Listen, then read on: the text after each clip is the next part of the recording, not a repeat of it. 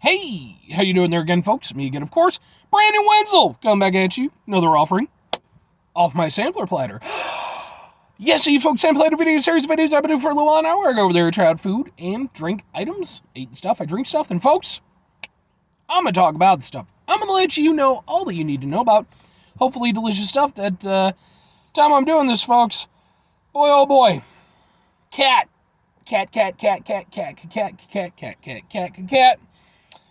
Oh, cat. That's why I have hamsters and a hedgehog.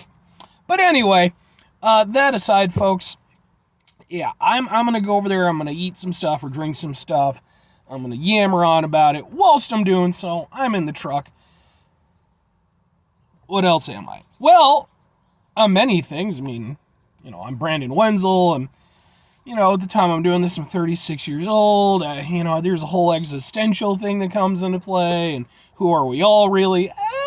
But what I definitely am for certain is wearing a cool shirt. And folks, when I wear a cool shirt, I like to highlight the cool shirt. What cool shirt am I wearing, folks? Boom! Master of Flying Guillotine shirt. Oh, man. If you don't know what the Master of Flying Guillotine is, man, it's an old school kung fu movie starring the late great Jimmy Wang Yu. Jimmy Wang Yu was the man. And I'm not saying that just like, personal, No. Jimmy Wang Yu was essentially the first ever real martial arts film star. He predates Bruce Lee. Now, and granted, there is some point of contention with that, because there were technically sort of martial arts movies that came before that, but his film, not Man from Hong Kong, although he did do that movie as well. His film, The Chinese Boxer, is often seen as kind of like the first example of like a real kung fu movie. And dude was wildly successful. Eventually ended up leaving Shaw Brothers Studios, going to competitors. He made this film, which is generally considered to be for one of the first, if not the first, real martial arts tournament-centered film. So, really good movie. Anyway, what am I trying for y'all today? Well, I'm about to go over there and go KFC and grab something, but I figured why not? I might as well go over there, especially since I'm wearing a cool shirt. Boom! It's Teddy's strawberry and cream soda. You can see it. So yeah, I went over there not too long ago, I think just a day or two ago. I went over there, I picked up some Teddy's root beer from the Dollar Tree. And aside from the root beer, I also grabbed one of these because it seemed interesting. I've had strawberry soda plenty of times. I don't know if I've ever had strawberries and cream, though. I mean, I've had, like, red cream sodas, so I'm not sure if that's what this is going to be, or if it's going to be, But we're going to find out together, folks. We're going to find out together. So let's give it a shot. It smells very strawberry-y. I like that.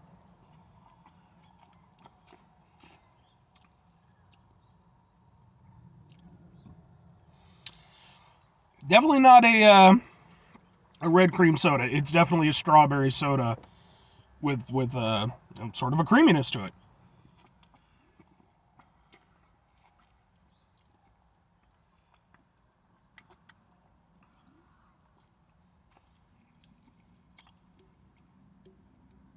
That's not bad. That's not bad at all. There's a couple minor points of contention, but overall, I like that quite a bit. So, I like strawberry sodas, but I don't drink them a lot. It's just not, as most people know, I'm more of a pineapple guy. I, in fact, did 2 whole videos on pineapple sodas. Go watch those if you're interested. So, when it comes to Teddy's here, and versus other strawberry sodas, I like it. I don't know if I like it as much as I like, say, like Strawberry Crush. But I might like it a little bit more than Strawberry Fanta. Those are like my 2 baselines. Because Strawberry Crush, for me, is a really good strawberry soda. It's like my go-to strawberry soda. Strawberry Fanta, typically I love Fanta, and I love their various flavors. Their strawberry's always been a little bit weird. I think the artificial strawberry flavor comes through a bit too much. Now, with this one, what they managed to do is before, like, because it's got a nice strawberry flavor, but before it can kind of reach that artificial flavor point, that's when the creaminess kicks in. So you get this nice sort of, artificial strawberry flavoring, but it's like strawberry, and then right where it gets to the point where it becomes more noticeable that it's artificial, it's like, oh, we're just going to be creamy and sweet and delicious.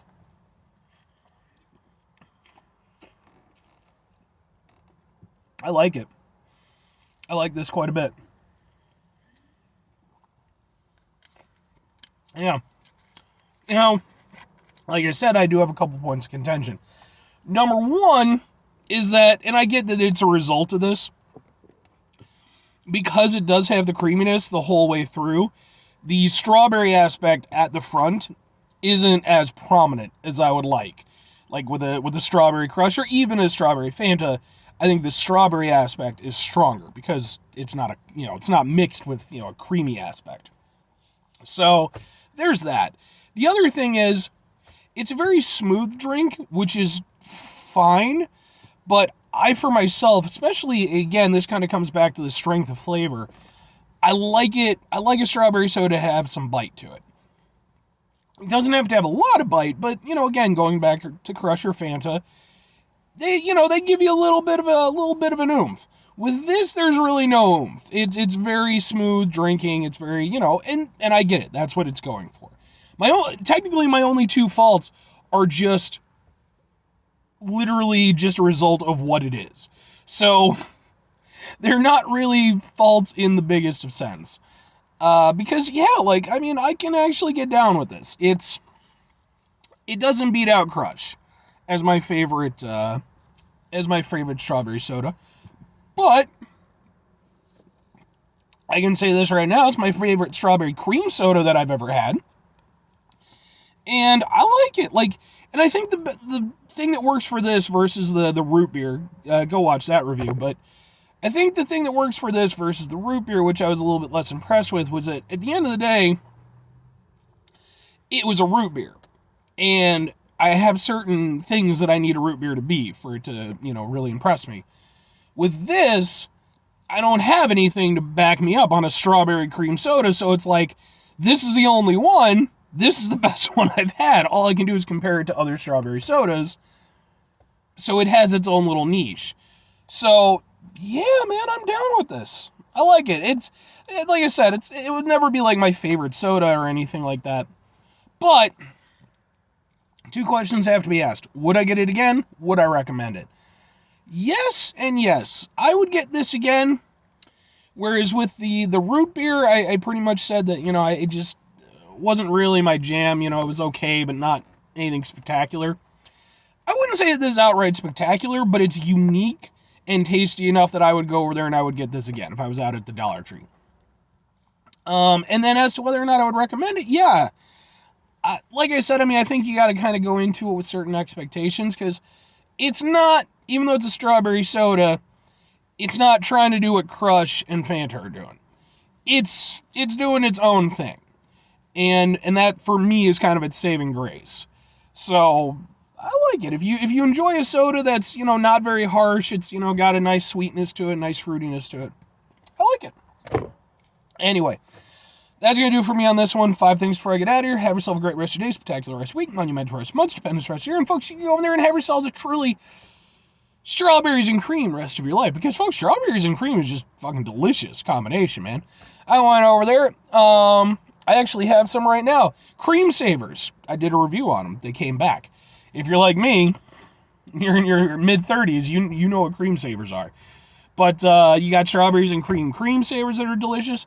I remember when I was a kid, I used to eat a lot of oatmeal because it was like something that was simple to make and everything. And my dad would occasionally get the strawberries and cream one. It's wonderful. Final 2 things. Number 1, try to bring some positivity in your world. It's not always possible. It is, however, always appreciated. But what you do can't do it all the time. I know I can't do it all the time. Here's what you're going to do, folks. You're going to try not to be an asshole. Folks, it's not always the easiest thing in the world to do. Trust me on that one. We live in a times where things can be frustrating and very stressful, and the thing is, sometimes we're a little bit overly critical of ourselves because we go over there and we compare ourselves to past eras, and it's like, oh, well, your grandfather, he did this and this and this and this, and he was in the war, blah, blah, blah, blah, blah. Not saying Grandpa didn't have a go of it, but you can do that for pretty much every era. You go back far enough, and it's like, well, your great-great-great-great-great-great-grandfather, he had to go over there and fight wolves off of his property, because he was a medieval fucking serf. Suddenly, being in the big one doesn't quite compare. It's a little bit different of a circumstance, And that's the thing. We have different difficulties at different times, different points and different eras. So, don't knock yourself, don't victimize yourself, but don't knock yourself down too much, Take stock of things. And it's important when we do run into situations that cause us problems, take a step back, try to mitigate the level of assholishness in our lives, hopefully do better for ourselves and for those around us. Very final thing, folks. Do the thing. Whatever the thing is for you, that's what I want you to go out and do. Folks, maybe you're going to go over there, and maybe you're going to find yourself some Teddy's strawberry and cream soda. And maybe you're going to enjoy it like me. You're going to be like, okay, this is some pretty good stuff. I can dig it. But, pretty sure that's supposed to be Teddy Roosevelt, right? Maybe you're going to go over there, and you're going to be like, I don't even care about the soda. I'm going to go on a Teddy Roosevelt binge. There has been so much material made about the man. You could just rabbit hole that thing and then get into gopher holes and, woodchuck holes. It'll be a whole thing, okay? And by the time things are done, you'll have come to the realization that really the greatest thing that's ever associated with Teddy Roosevelt was Robin Williams' portrayal of him at the Night of the Museum movies. That's not true, by the way. He did lots of, important things and stuff. Although it is one of those things when you look back at him historically, it's like, yeah, he did some good things, but to be fair, that's like everybody. So, or conversely, instead of doing all that stuff, maybe just go watch Night at the Museum. I don't know if I ever watched the second one, but the first one's good. Bye.